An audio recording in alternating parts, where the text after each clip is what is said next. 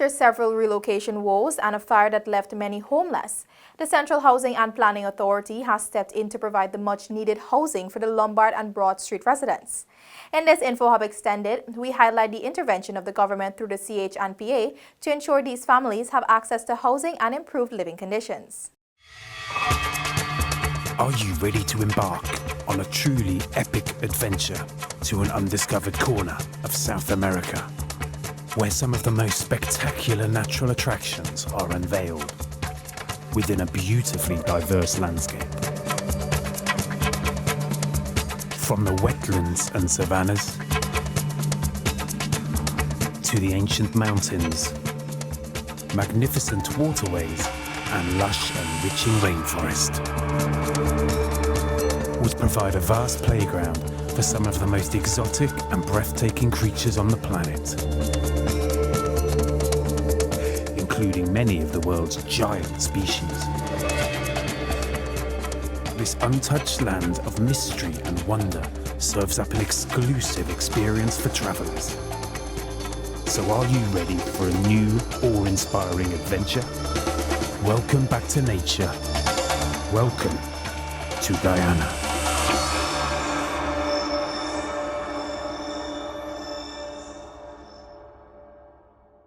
It all started in 2017 when the APNU-AFC government decided to improve the lives of the Lombard Street residents. The relocation process started when the then Minister of Social Protection, Valdo Lawrence, led a team from the Inter-American Commission on Human Rights to the area as part of its first visit to the country. During the visit to the neighborhood, the delegation was shocked by the living conditions of the residents, who at the time included 100 children and 68 adults. After seeing the deplorable conditions, the Central Housing and Planning Authority collaborated with the Ministry of Social Protection and conducted a thorough evaluation of the area with plans to relocate the squatters.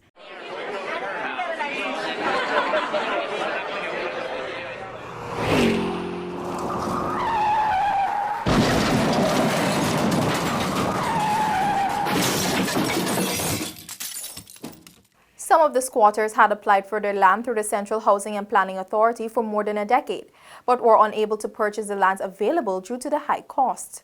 Some of the beneficiaries gave their views about the relocation initiative by the APNU-AFC coalition government. I live in here like 23 years, and I apply a housing since in 2002, and they never call me. And even if they call me, I couldn't afford them price for the land, like 500,000 and them kind of thing, right? So I am very much happy that, well, you know, the new administration, they win and they give me free house, free land. We getting we own house, we own land free, and we don't have to pay anything for it. Just have to bill, we tile it and everything, and pay we rates and tax and light bill. After the visit, the Central Housing and Planning Authority collaborated with Food for the Poor with the aim to construct 72 homes for the squatters in the Lombard and Broad Streets area. The then minister within the Ministry of Communities with responsibility for housing, Valerie Adams-Yearwood, said the constructed houses will cost approximately $2 million each, with the prospective owners to stand the cost of water meters, among other things.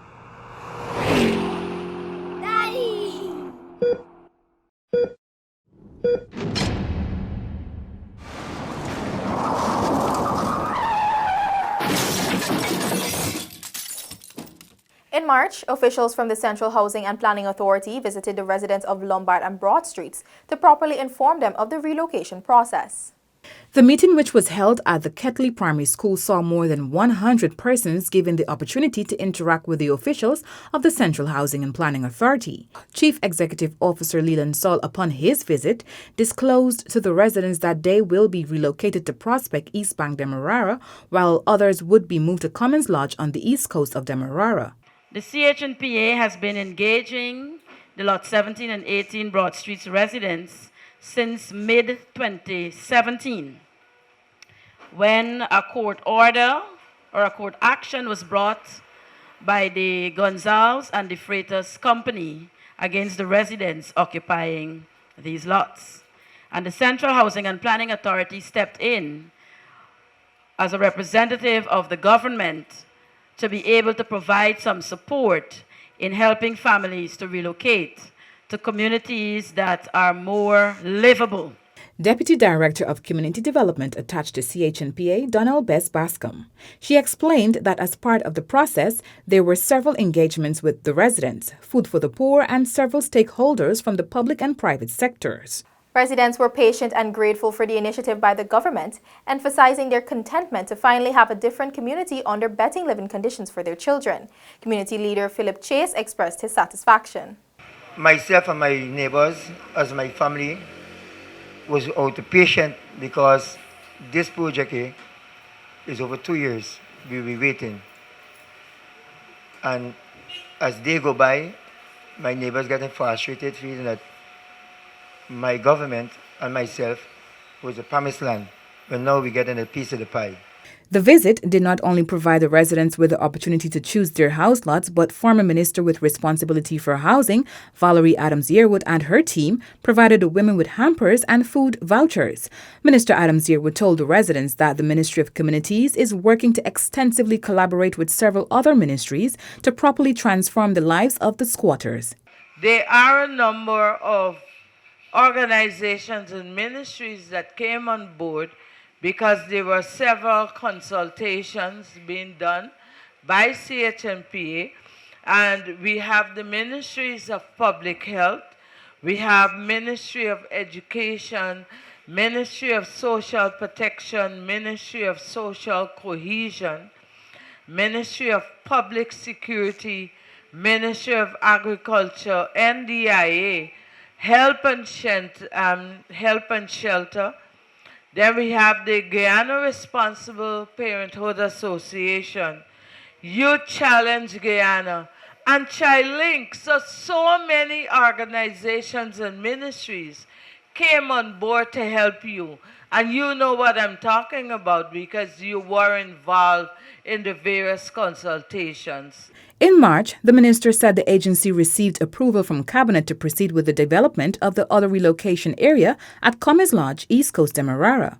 Residents who were affected by the fire at Lombard Street were given the opportunity to select their house lots numbers while the others obtained theirs through the lottery exercise.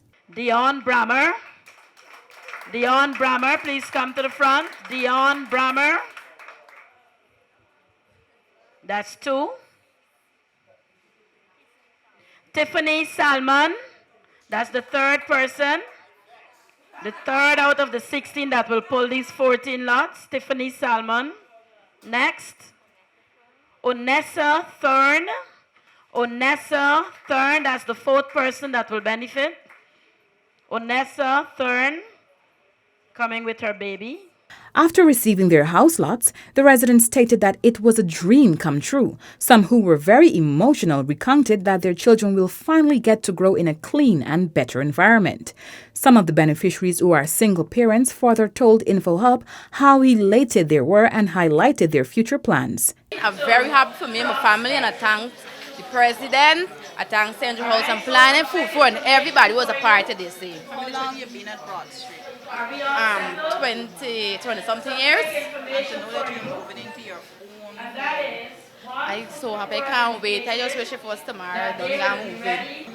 Since last week I was born down and I studied in repart. I can stay. I don't like stay by family. So thank you all because I feel happy, like, nurturing.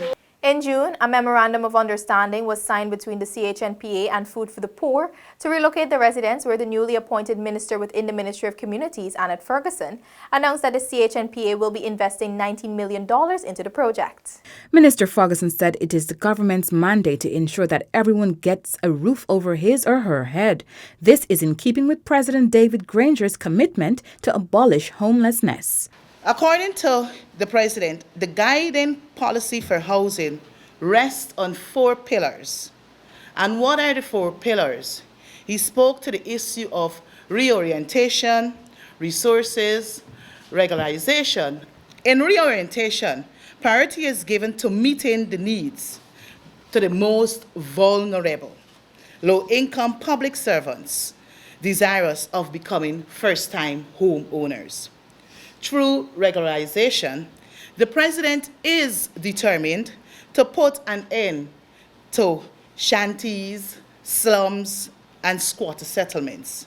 This pillar will indeed see the relocating and resetting of squatters who reside on reserves. Chief Executive Officer of Food for the Poor, Kent Vincent, remarked that the organization has built more than 3,900 homes countrywide for families. He added that this partnership with CHMPA is the first of its kind and looks forward to similar ventures in the future. We expect that the construction should commence within another few weeks as soon as the funds are made available. The time frame for construction would be around 3 to 4 months. And the other homes, the other 50 homes that we expect to partner with the ministry to construct is at a later date, a date to be determined. But I'm hopeful that it'll be sometime very soon. On Food for the Poor behalf, we're going to be financing 41% of the total cost of the homes. And for each parcel of land, the Food for the Poor will be financing the cost for that land at $58,000 for each parcel, as well as we will be paying the conveyance fee for the transports at $8,000 each. So we're making sure that things are, we're making it very easy for the Broad Street residents. This has been another edition of InfoHub Extended. Thanks for joining us. Goodbye. Are you ready to embark on a truly epic adventure to an undiscovered corner of South America, where some of the most spectacular natural attractions are unveiled within a beautifully diverse landscape? From the wetlands and savannas to the ancient mountains, magnificent waterways and lush enriching rainforest would provide a vast playground for some of the most exotic and breathtaking creatures on the planet, including many of the world's giant species. This untouched land of mystery and wonder serves up an exclusive experience for travelers. So are you ready for a new, awe-inspiring adventure? Welcome back to nature. Welcome to Guyana.